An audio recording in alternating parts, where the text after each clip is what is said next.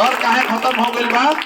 वो हमरा रहुआ अपन गलती से 5 बरिस बैठ के हमने के बतियाओ तने जाकि पानी नहीं खे, बाढ़ बाढ़, अस्पताल नहीं खे, स्कूल नहीं खे। आ जैया वोट होता वो दिन जाके फिर जात के नाम पर, हिंदू मुसलमान, भारत पाकिस्तान के नाम पर ओइजे बटन दबावल जाता ना भाई।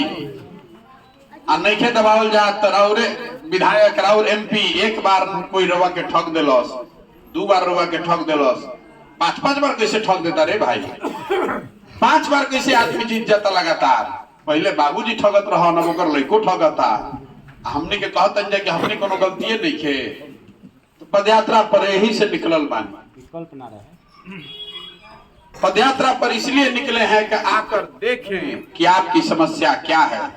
तो लोग कहता कि भैया गाड़ी से चलती तो ढेर जगह देख लेती, गाड़ी से काहे नहीं की चलत, पैदल काहे चलता?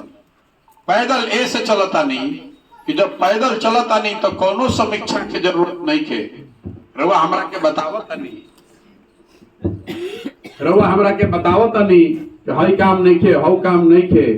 हम रउआ के बता रहल बानी, जब सड़क से चल रहल बानी, लइका आगे दौड़त आसन, 100 गो में से 50 लइकन के शरीर पर कपड़ा नहीं खे, तो हमरा कोनो समीक्षा की जरूरत नहीं कि हमरा मालूम है कि जा बहुत गरीबी बा।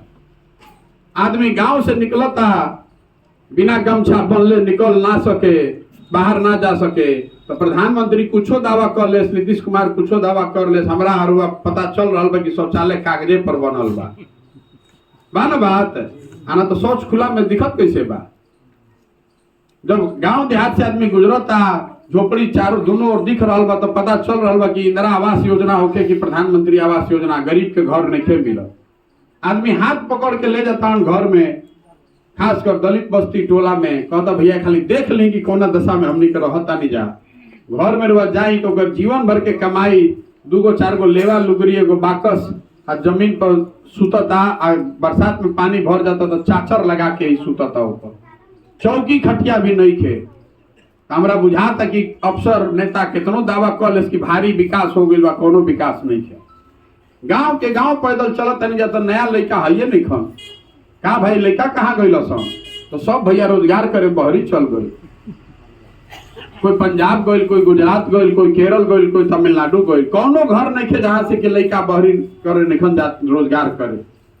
हम एजा चंपारण तो कोई कहल कि भैया पूरा चंपारण की स्थिति समझे के बाद तो चली चल